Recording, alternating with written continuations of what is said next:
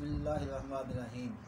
मुअज़्ज़ज़ सामईन, आज आपकी खिदमत में हम ज़ुल्फ़कार अली चीमा साहब का लिखा हुआ खाका अम्मी जी के हवाले से पेश करेंगे, जो उन्होंने अपनी वालिदा मोहतरमा को खराज तहसीन पेश करने के लिए लिखा है। ये उनका खाका उनकी किताब दो टोक में मौजूद है। वो लिखते हैं कि दुनिया के तमाम रंगो नूर इसी की तफ़ैल है।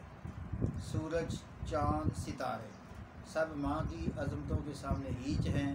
ए खालिक व मालिक, इतनी अजीम तख्लीक की थी तो उसे फ़ना से भी मुस्तस्ना करार दे देता। तेरे लिए क्या मुश्किल था। नस्फ़ सदी तक जिस अनहोनी से डरता रहा वो होकर रही। हम सब बहन भाइयों की महबूब तरीन अम्मी जी छोड़कर चली गई तो आखिर दम तक घर की मुंतज़म आला और मरकज़ी शख्सियत रही। कई सालों से हम बहन भाई एक दूसरे के साथ फ़ोन पर गुफ्तगू करते वक्त सबसे पहले पूछते थे, अम्मी जी दा की हाल है। हाल अच्छा होता तो हम सब खुश हो जाते और हमारा दिन भी अच्छा गुजर जाता।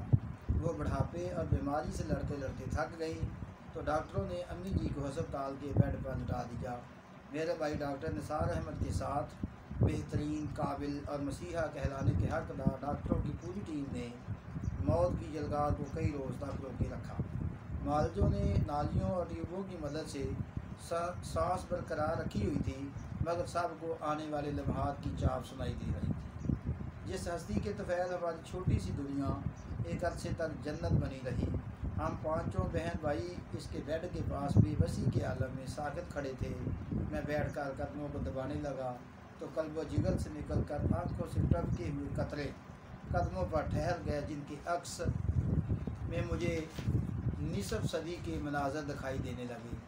अम्मी जी मुझे और भाई को नहलाकर सिर पर तेल लगाकर कंघी कर रही हैं, फिर हाथ से पराठे खिलाकर बस्ता गले में डालकर स्कूल भेज रही हैं और फिर दरवाजे पर खड़े होकर हमारी वापसी का इंतज़ार करती।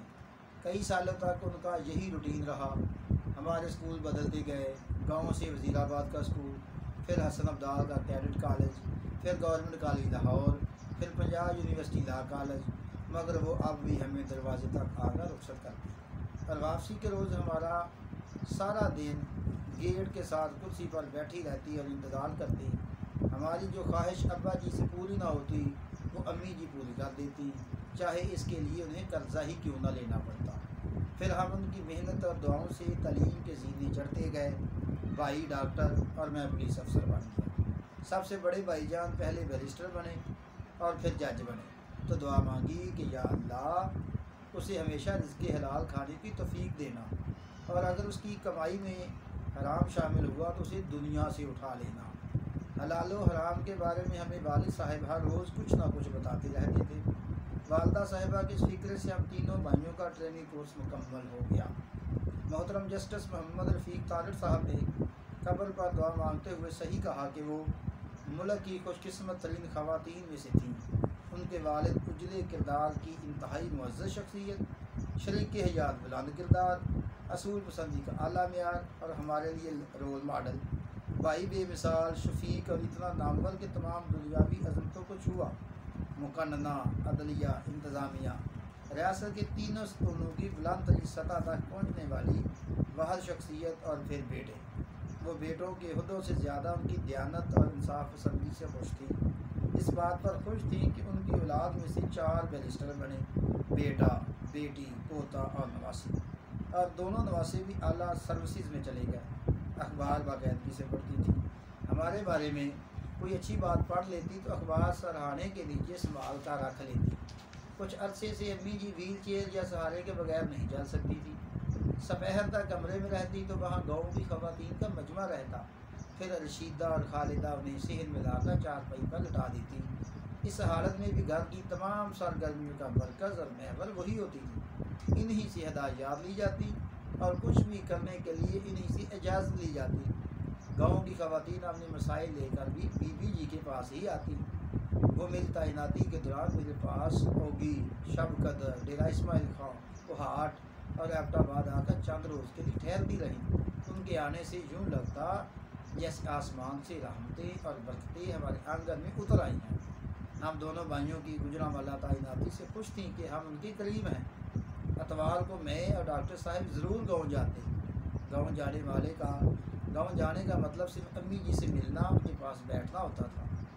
گھر سے پہلے مہمان خانے کے پاس چاہے کتنے ہی لوگ ہوتے، ہم بغیر رکے سیدھے گھر جاتے اور کار سے اترتے ہی میں ڈاکٹر صاحب اور ننھے عمر اور علی دوڑ پڑتے کہ پہلے کون امی جی کے پاس پہنچ کر ان سے ملے گا۔ وہ باری باری سب کو بسم اللہ کہہ کر گلے سے لگاتی اور زور سے ملتی، اور جب اپنی آغوش میں لے کر سر اور منہ چومتی تو یوں لگتا کہ سب پریشانیاں انہوں نے کھینچ لی ہیں۔ رخصت کرتے وقت خدا کی بارگاہ میں اتنے خشوع و خضوع سے ہماری سلامتی کے لیے دعائیں مانگتی کہ ہمیں یقین ہو جاتا کہ ان دعاؤں کو عرش تک پہنچنے سے کوئی نہیں روک سکتا۔ خدائے بزرگ و برتر ان دعاؤں کو ضرور قبول کریں گے اور اب ہمیں کچھ نہیں ہو سکتا۔ یہی وہ طاقت تھی جو پہاڑوں سے ٹکرا جانے کا حوصلہ دیتی رہی۔ میری نوکری ہی اسی نوعیت کی ہے کہ جس میں بحران و مشکلات آتی رہتی ہیں۔ جب بھی کوئی مصیبت آتی، امی جی کی دعاؤں اور چھاؤں میں پناہ مل جاتی۔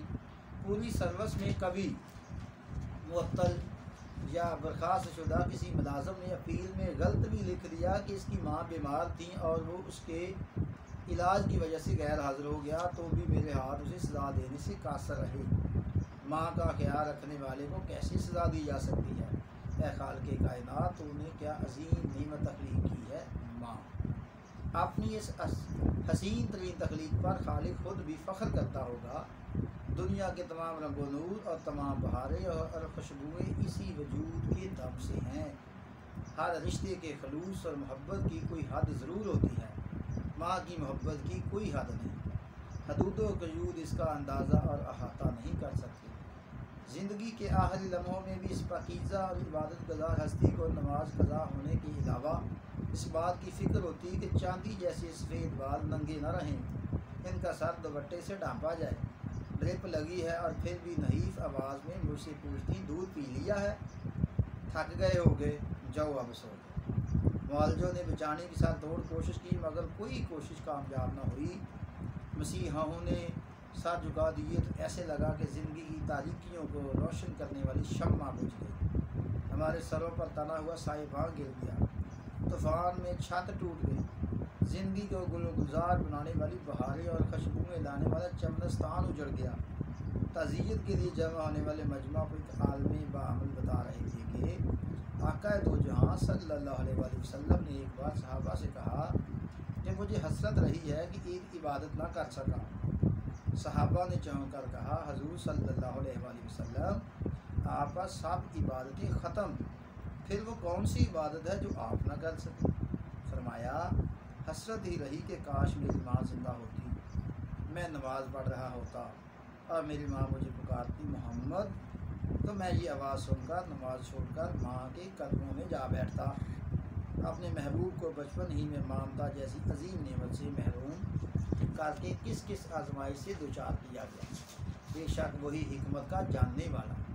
اے مالکی کائنات، تو نے ماں کی صورت میں کیا بے مثال ہستی تخلیق کر دی، پھر ایسی ہستی کو بھی موت، ایسی موت کو موت کیوں آئی؟